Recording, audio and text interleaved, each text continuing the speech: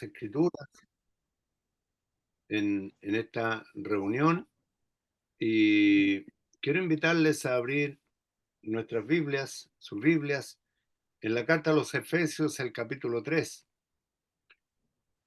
Yo no sé, creo que en alguna oportunidad he compartido los primeros capítulos de esta carta.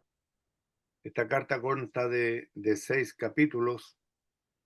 Debo reconocer que en mis primeros años de creyente para mí era muy difícil de entender.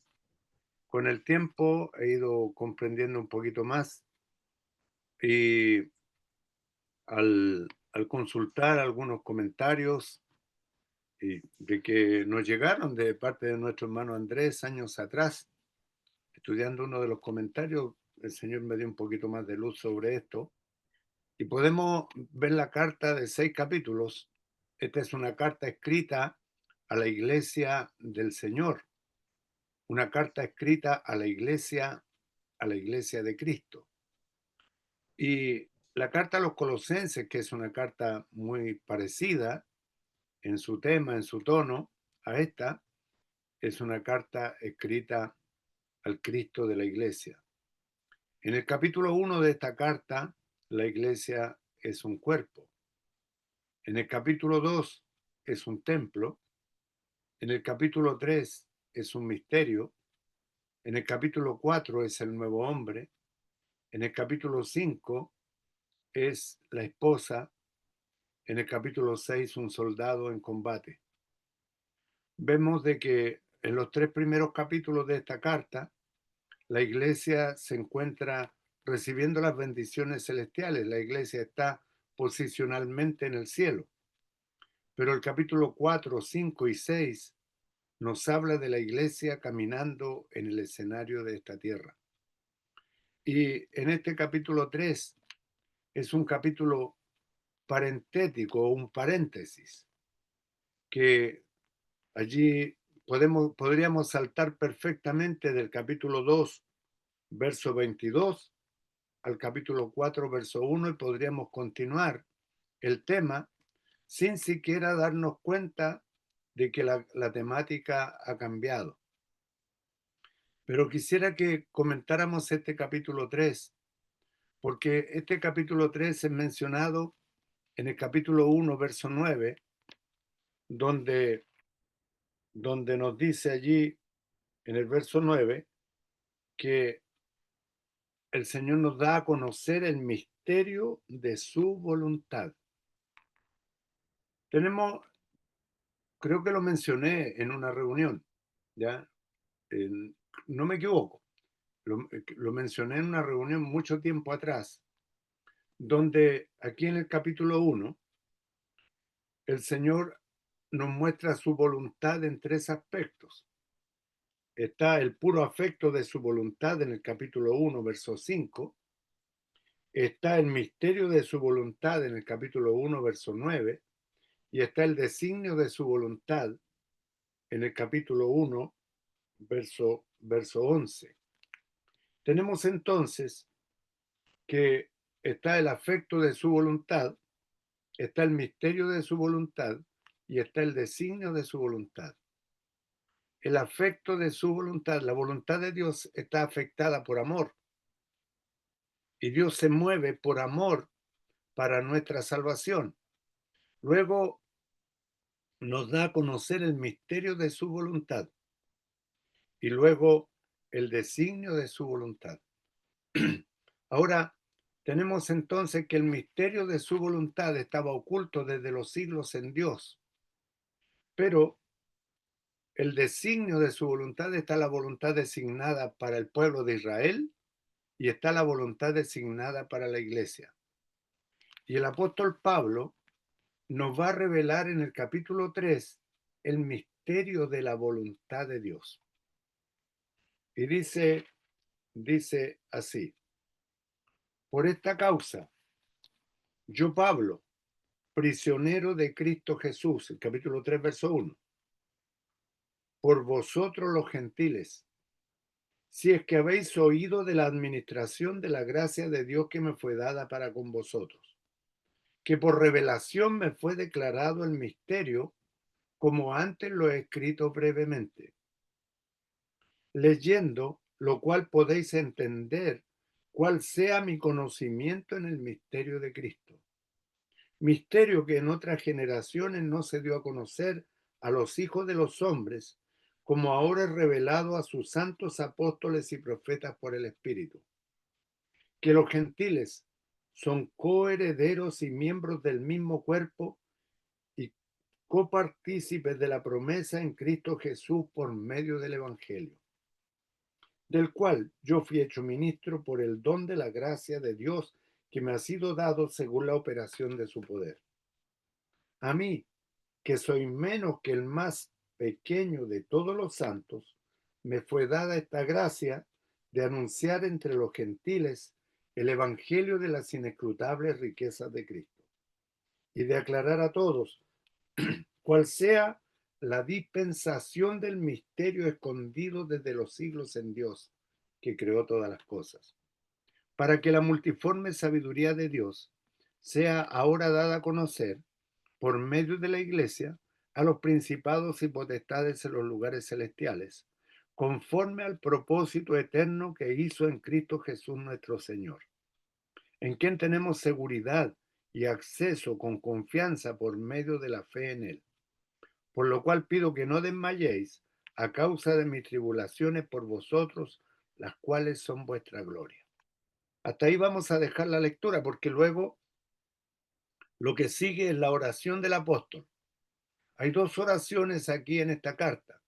Una está en el capítulo 1, verso 15 al 23, y la otra está en el capítulo 3, verso 14 al 21. Dos oraciones que hace el apóstol Pablo. Ahora, dice, por esta causa. ¿Por qué causa? ¿O por qué razón va a explayarse en esta porción el apóstol Pablo? Por todo lo que nos ha sido otorgado, por todo lo que nos ha sido dado, recibimos todas las bendiciones del Padre, allí en el capítulo 1, verso 3, que nos bendijo con toda bendición espiritual en los lugares celestiales. Luego fuimos escogidos en Él antes de la fundación del mundo. Luego nos predestinó para ser adoptados hijos suyos por medio de Jesucristo, según el puro afecto de su voluntad. Ahora tenemos la redención por su sangre, el perdón de pecados según la riqueza de su gracia. Tenemos la redención, tenemos la bendición, tenemos el sello del Espíritu Santo que está allí mencionado en el capítulo 1, verso 13, donde dice: en él también vosotros, habiendo oído la palabra de verdad, el evangelio de vuestra salvación, y habiendo creído en él, fuisteis sellados con el Espíritu Santo de la promesa. Ahora somos introducidos en el cuerpo, incorporados a la iglesia. Todos los creyentes, los redimidos, los salvados, fuimos insertados, fuimos colocados en una posición especial mediante la redención que es en Cristo Jesús. Formamos parte del cuerpo, pero no tan solo del cuerpo. Ahora, se menciona el cuerpo y se menciona el templo. En el capítulo 1, la iglesia es un cuerpo. ¿Y qué nos dice eso? Allí podríamos explayarnos muy abundantemente con el capítulo 12 de la carta a los Corintios, donde, donde se mencionan todos los miembros del cuerpo en sus diferentes funciones, y esta funcionalidad que tiene cada creyente en el cuerpo nos habla de la unión nuestra con la persona del Señor, con la cabeza que es Cristo Jesús, mediante su Santo Espíritu. Ahora, esta es la conexión de cada creyente con el Señor. Luego, como la iglesia es un templo, somos la habitación de Dios aquí en la tierra. Dios habita en medio nuestro.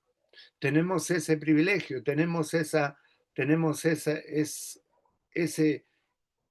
eso como que fue dado de parte del Señor para nosotros.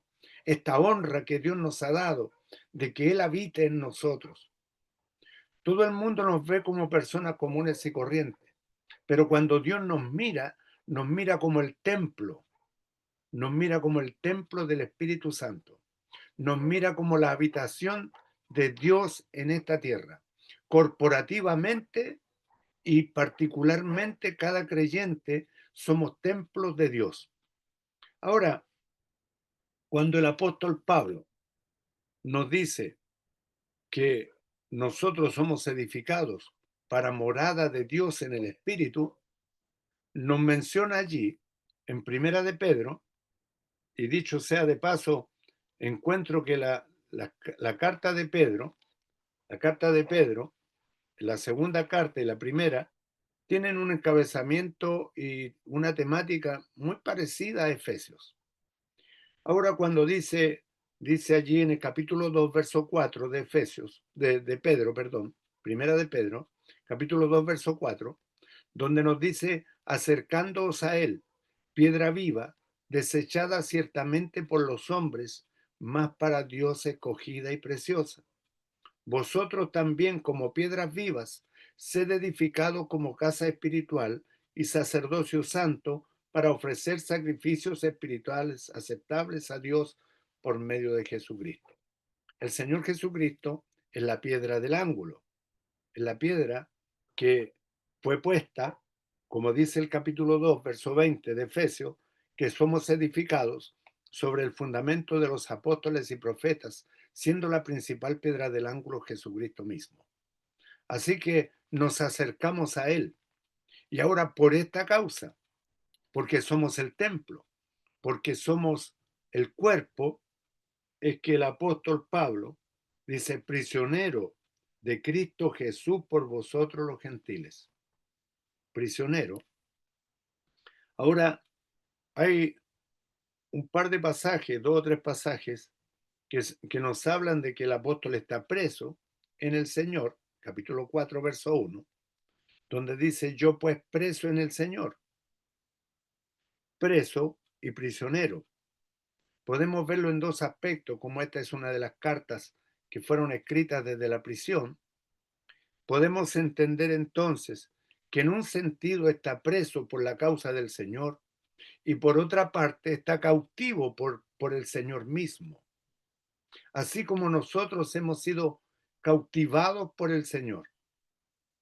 Cuando, cuando analizamos al apóstol Pablo en el libro del Génesis, capítulo 49, verso 27, el Señor habla de proféticamente de la tribu de Benjamín, de la tribu de Benjamín. Y el apóstol Pablo es de la tribu de Benjamín, del linaje de Israel, hebreo de hebreos en cuanto a la ley fariseo, así lo dice Filipenses capítulo 3. Y nos habla de un descendiente de Benjamín, que dice, Benjamín dice, lobo arrebatador, a la mañana comerá la presa y a la tarde repartirá despojos. Y como un lobo persiguiendo a la iglesia del Señor en el comienzo de su vida, y en la tarde de su vida repartiendo los despojos. Y la palabra despojo viene de batalla, es el botín de guerra que el apóstol Pablo entrega a la iglesia, las riquezas a la iglesia del Señor. El Espíritu Santo le divide la vida a Benjamín en un día. Por la mañana un lobo, por la tarde repartiendo despojos. Y no hay otro personaje descendiente de Benjamín en quien se cumpla esta profecía si no es en el apóstol Pablo. Ahora le vemos aquí prisionero, prisionero de Cristo Jesús por nosotros, porque aunque esta carta fue escrita a los Efesios, ya la iglesia de Éfeso ya pasó, el tiempo ha transcurrido, han transcurrido las centurias, han transcurrido los lustros, los años, y quedamos nosotros. Así que esta escritura es para nosotros en este día, para que nosotros nos apropiemos de ella, para que nosotros la atesoremos en nuestro corazón. Cuando leemos la Escritura, leemos esta carta, es una carta para mí. Cuando cada creyente puede decir, esta carta fue escrita para mí, el Señor me la envía a mí el día de hoy.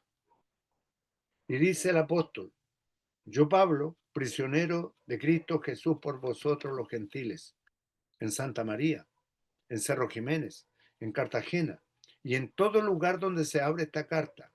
En la iglesia podemos decir, y aquí hay una concesión que entrega, si es que habéis oído de la administración de Dios que me fue dada para con vosotros. Ahora podemos ir a la carta a los Gálatas. Gálatas, en los, en los primeros capítulos, capítulo 2 de Gálatas, verso 7, dice así, antes por el contrario, como vieron que me había sido encomendado el evangelio de la incircuncisión, como a Pedro el de la circuncisión, pues el que actuó en Pedro para el apostolado de la circuncisión, actuó también en mí para con los gentiles. Así que al apóstol Pablo le fue encomendado el apostolado entre los gentiles. El apóstol Pablo es el apóstol para los gentiles y el apóstol Pedro es el apóstol de la circuncisión o el apóstol para los judíos. Y ahora nos dice el apóstol Pablo, si es que habéis oído de la administración de la gracia de Dios que me fue dada para con vosotros. Nosotros los gentiles, hemos recibido el Evangelio por la gracia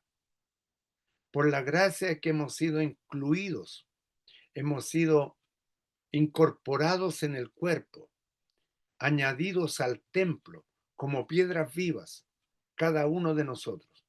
Tenemos este privilegio, tenemos esta honra de parte del Señor. Luego nos dice el verso 3, que por revelación me fue declarado el misterio. Un misterio deja de serlo cuando es revelado. La iglesia no está mencionada en el Antiguo Testamento. La iglesia está en el pensamiento de Dios y como lo he mencionado seguramente también, de que hay figuras de la iglesia en las mujeres allí en el Antiguo Testamento. Encontramos en Eva, en Sara, en la esposa de José, en, en Raquel y en otras mujeres podemos encontrar y prefigurar la iglesia o tipificar la iglesia, pero la iglesia no está revelada. Encontramos allí una exposición que podría darnos un poco de luz allí en el capítulo 24 del libro del Génesis, acerca de la iglesia, donde Abraham, que está representando a Dios el Padre, que en el capítulo 22 va a sacrificar a su hijo Isaac y está representando el sacrificio en el 22 de Génesis. Pero en el 24, una vez que ya el sacrificio ha sido tipificado, en el 24 vemos que manda a buscar esposa para Isaac y manda un siervo, el más antiguo de su casa, el damaseno Eliezer, que Eliezer significa el consolador o el que consuela. Así que por ahí podemos ver una figura, pero no está expuesto claramente. Es solamente una aplicación. La podemos aplicar, pero al apóstol le fue revelado el misterio. Le fue revelado el misterio.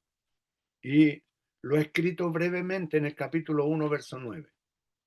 Se dice allí dándonos a conocer el misterio de su voluntad. Y a nosotros, los gentiles, se nos revela el misterio. Para nosotros no es una novedad. Para nosotros ya ha sido revelado que el Señor viene a redimir a la iglesia. Allí allí cuando el Señor viene a la cruz del Calvario y luego todos los creyentes de ahí en adelante pasaríamos a pertenecer a la iglesia del Señor. Quiero contar una experiencia. En Laguna Verde, años atrás hicimos una campaña con la carpa del hermano Enrique Espinosa, que nos la prestaron, hicimos una campaña. Y estábamos allí repartiendo folletos y le entrego el folleto a un hombre y dijo, imposible, le dije yo, le queremos hablar acerca del Señor Jesucristo. Dice, imposible que Jesucristo sea el Mesías, porque el Mesías, me dijo, debe ser casado, debe tener esposa. Y yo le dije, gloria al Señor, porque el Señor tiene una esposa. El Señor Jesucristo tiene una esposa.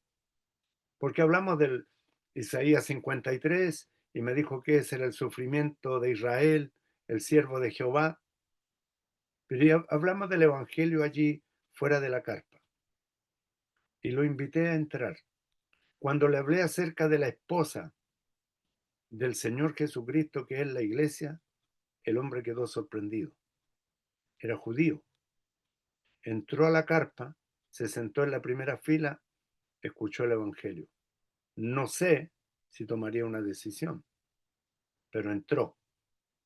Ahora, cuando podemos ilustrarnos que en este misterio, porque es un misterio, cómo cómo nosotros pasamos a pertenecer a la iglesia del Señor. En la mañana, hablando con una persona, le hice la pregunta, ¿el nuevo pacto para quién es? ¿Para Israel o para la iglesia? Y me dice, el nuevo pacto es para la iglesia. Bueno, explíqueme entonces, ¿dónde está el antiguo pacto para la iglesia? No hay antiguo pacto para la iglesia, me dice. Ya, ¿y cómo nosotros los creyentes entramos en el nuevo pacto? Si el nuevo pacto no es para la iglesia, el nuevo pacto es para Israel. Ahora, explicamos de la siguiente manera, que hay un heredero del pacto que se llama Jesucristo. Un pacto, un pacto se da por cumplido cuando se cumple cabalmente todo. Se da por terminado cuando se cumple todo cabalmente. O se da por terminado cuando el pacto es quebrantado. Ahora, el Señor Jesucristo cumplió cabalmente el pacto, pero nosotros lo quebrantamos. Y de las dos maneras, el pacto que llega hasta allí. Ahora, un heredero del pacto toma una esposa gentil, y la hace coheredera. Coheredera. Si un hombre toma una esposa y el hombre es rico, la esposa hereda todo lo que el esposo tiene. Así es con la iglesia. Y nosotros pasamos a entrar en el nuevo pacto de esta manera, por uno que cumplió el pacto, que es la persona del Señor Jesucristo. Ahora, este misterio es revelado a nosotros. Somos insertados en el olivo. Así nos dice allí la escritura. Exactamente no tengo el texto, pero somos insertos en el olivo. Ahora, cuando nos dice aquí que al apóstol Pablo le fue revelado, le fue declarado el misterio, como antes lo he escrito brevemente, leyendo lo cual podéis entender cuál sea mi conocimiento en el misterio de Cristo. Y el apóstol Pablo es separado para revelarnos el misterio. Ya, ya el misterio ha sido abierto, el misterio ha sido revelado y nosotros pasamos a pertenecer a la iglesia. Podemos gozarnos en esto. cual sea nuestra situación. Podemos estar pasando difíciles momentos, podemos estar atribulados, pero vivimos los creyentes con una esperanza de que un día estaremos para siempre con el Señor. Ahora, el verso 5 dice, misterio que en otras generaciones no se dio a conocer a los hijos de los hombres, como ahora es revelado a sus santos apóstoles y profetas por el Espíritu. Los santos apóstoles y profetas reciben la revelación y en el capítulo 2, verso 20, los apóstoles y profetas, dice, edifican o ponen el fundamento. Dice, edificado sobre el fundamento de los apóstoles y profetas, siendo la principal piedra del ángulo Jesucristo mismo. Y los apóstoles reciben la revelación y colocan la principal piedra del ángulo para el templo, que es Cristo Jesús el Señor. Ahora esto lo amplía allí en la carta a los Corintios, el capítulo 3, se amplía la idea, se amplía la idea donde, donde el apóstol, dice allí, en el capítulo 3, verso 10, dice, conforme a la gracia de Dios que me ha sido dada, yo como perito arquitecto puse el fundamento y otro edifica encima, pero cada uno mire cómo sobreedifica. Ahora, en la arquitectura, la palabra arquitecto en griego, hay un arquitecto cuando aparece solo allí, pero aquí el apóstol Pablo aparece como un perito arquitecto. Podríamos decir como un doctor en arquitectura, como un arquitecto con un título máximo. Yo como perito arquitecto puse el fundamento. Y la iglesia está edificada sobre el fundamento de los apóstoles y profetas. Y fue revelado, este misterio fue revelado a sus santos apóstoles y profetas por el Espíritu. Ahora, notemos que estos dones, hombres dones, que aparecen aquí, que luego están en el capítulo 4, verso 11, apóstoles y profetas, allí que están entregados a la iglesia, tienen su cese de funciones. Los que continúan la función son los evangelistas, los pastores y maestros. Nosotros los hermanos somos cesacionistas. Anote bien el concepto. Cesacionistas. Creemos que hay dos dones que cesaron, también las lenguas, los milagros, aunque el Señor puede hacer milagros, pero hay dones que no están en función. Y estos dones, hombres dones, los apóstoles y profetas recibieron la revelación, ponen el fundamento, pero cesan sus funciones hasta allí. Ahora, ¿y cuál era la revelación? Que los gentiles son coherederos y miembros del mismo cuerpo y copartícipes de la promesa en Cristo Jesús por medio del Evangelio. Somos participantes. Y mire lo que dice allí en el capítulo 1, verso 11, donde el apóstol está hablando como un israelita. En él asimismo tuvimos herencia, habiendo sido predestinados conforme al propósito del que hace todas las cosas según el designio de su voluntad. Dice, tuvimos herencia. Y está hablando como un israelita. Luego dice, a fin de que seamos para alabanza de su gloria. Y mire, ¿por qué digo que está hablando como un israelita? Porque dice, nosotros los que primeramente esperábamos en Cristo. Y el Evangelio era primeramente para el judío y también al griego. Nosotros los que primeramente esperábamos en Cristo. Cuando nos ordenamos, queridos hermanos, y por eso debemos ser diligentes en el estudio y la lectura de las Escrituras, para poder ordenar los conceptos, ordenar las ideas. El apóstol está hablando como un judío, está hablando como un israelita, pero recibe la revelación cuando el Señor se le aparece allí, camino a Damasco, cuando iba en persecución de la iglesia, y el Señor le dice: Saulo, Saulo, ¿por qué me persigues? Dura cosa te es dar cosas contra el aguijón. Y allí recibe la revelación. Y luego recibe la revelación que nosotros los gentiles somos coherederos. Mire, coheredero. Yo nunca recibí una herencia, nunca recibí una herencia terrenal, pero me gozo en la palabra de Dios porque tenemos una herencia, una casa eterna en los cielos, la morada de los santos. El Señor la fue a preparar, está preparada para nosotros, para que lleguemos allí y somos copartícipes de la promesa en Cristo Jesús por medio del Evangelio.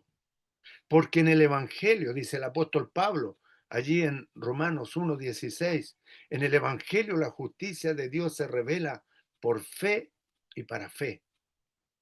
Ahora cuando dice que el apóstol fue hecho ministro por el don de la gracia de Dios que me ha sido dado según la operación de su poder.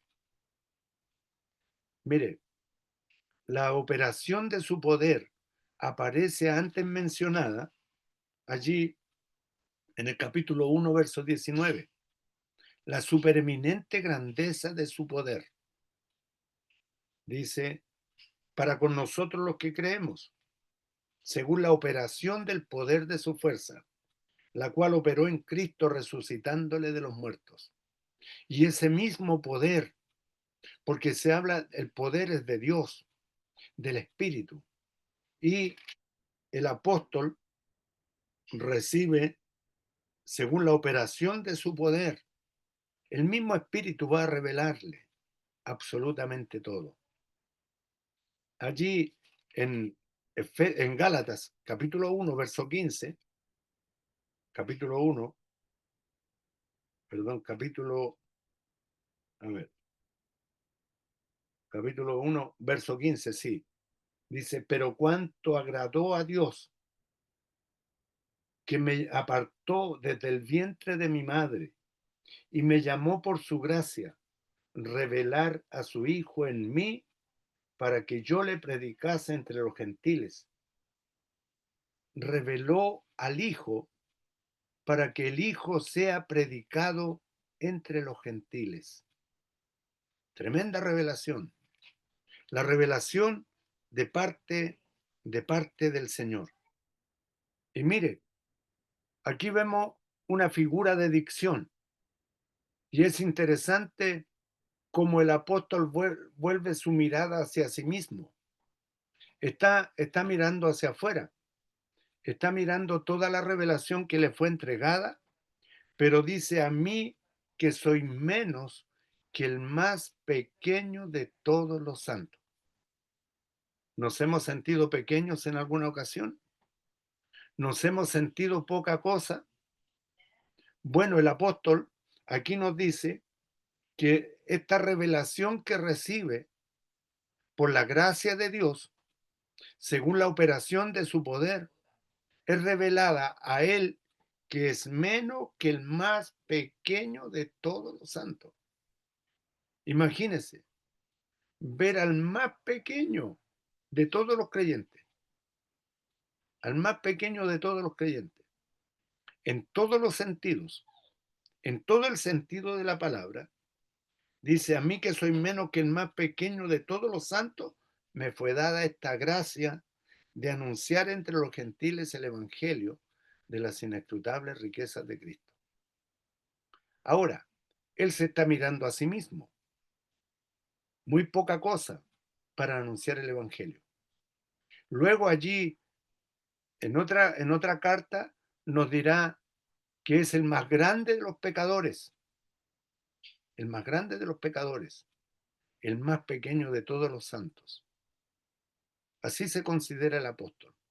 Me llama la atención la humildad de este gran hombre de Dios, el poder mirarse de esa manera. Ninguno tenga más alto concepto de sí, dice la Escritura, que el que debe tener. Ninguno tenga más alto concepto. Miremos lo que somos, pequeñas criaturas. Hubo un hombre que al subir al espacio hizo un poema. Dice, yo pensaba que el hombre era grande por su poder. Yo pensaba que el hombre era grande por su saber. Y luego concluye, dice, sube al cielo y verás cuán pequeñito el hombre es. En este grande universo, en este pequeño planeta, vivimos millones y millones de personas. Pero el Señor, lo más importante que tiene aquí en esta tierra, es la iglesia del Señor. Cada creyente, cada congregación, en la congregación de los millares, como dice el capítulo 12 de la carta a los Hebreos, donde hemos sido añadidos en la iglesia del Señor. Lo más importante que tenemos, que tiene Dios, en la iglesia. Lo más importante es que somos para Dios. Aunque seamos el más pequeño de todos los santos, o nos consideremos los más pequeños, los más insignificantes, para Dios no lo somos.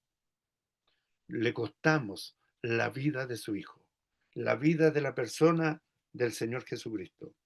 Y le fue dada al apóstol Pablo esta gracia de anunciar entre los gentiles el Evangelio. Mire, el Evangelio de las inescrutables riquezas de Cristo. Cuando hablamos de escrutinio en una elección, se están contando los votos en la elección. Pero aquí las riquezas de Cristo son inescrutables, no se pueden contar. Hay un himno que cantamos que dice bendiciones. ¿Cuántas tienes ya? Bendiciones, Dios te manda más. Riquezas de Cristo, las riquezas de su gloria, las riquezas de su gracia. Aparece 5 veces la palabra riquezas en esta carta. Y las riquezas de su gloria, las riquezas de su gracia son incontables, incontables. Y todas para nosotros, para su iglesia. Somos coherederos juntamente con Cristo, porque somos la esposa de Jesucristo. Él nos escogió, Él nos llamó, Él nos redimió, Él nos compró, le costamos su vida, le costamos su sangre y somos su iglesia. Y luego dice, y de aclarar a todos, mire, de anunciar, no tan solo de anunciar, sino de aclarar a todo cual sea. Y aquí entramos a lo que es la dispensación de la gracia. Aclarar a todo cual sea la dispensación del misterio escondido desde los siglos en Dios que creó todas las cosas. Y llama la atención por qué se menciona la creación en 2 palabras aquí. Porque la iglesia tiene más valor que todo lo creado. Nos dice, nos dice allí en Efesios 2:8, por gracia sois salvos, por medio de la fe. Y esto no de vosotros, pues es un don de Dios, porque somos hechura suya, creados en Cristo Jesús para buenas obras. Dice, porque somos hechura suya. Y la palabra hechura significa poema. Es una creación. Somos una nueva creación. Mejor que la que cuando el hombre cayó allí en el huerto del Edén, el Dios que creó todas las cosas. Luego el verso 10 nos dice, para que la multiforme sabiduría de Dios sea ahora dada a conocer por medio de la iglesia a los principados y potestades en los lugares celestiales. Queridos hermanos, cuando nosotros estamos solos, cuando nosotros vamos en cualquier lugar, no hay otro creyente, estamos absolutamente solos. El Señor va con nosotros, pero hay una multitud de testigos que están observando la conducta de la iglesia. Y dice aquí, para que la multiforme sabiduría de Dios, lo que hemos aprendido, lo que conocemos de Dios, dice que lo damos a conocer a los principados y potestades en los lugares celestiales. ¿Por qué? Porque potestades cayeron de la gracia de Dios y fueron expulsados del cielo y quedaron 2/3 de ángeles en el cielo, y a ellos también le damos testimonio de lo que el Señor ha hecho en personas que nunca han visto a Dios. Y la multiforme sabiduría de Dios es dada a conocer por medio de la iglesia. Podemos hablar de santidad, podemos hablar de pureza, podemos hablar de renuncia al pecado, podemos hablar de arrepentimiento, cosas que anhelan mirar los ángeles, pero que no pueden hacerlo, pero la iglesia sí. Y la multiforme sabiduría de Dios es dada a conocer por medio de la iglesia. Ahora, a los principados y potestades en los lugares celestiales, conforme, dice, al propósito eterno que hizo en Cristo Jesús nuestro Señor. Y concluyendo allí, en el verso 12 dice, en quien tenemos seguridad.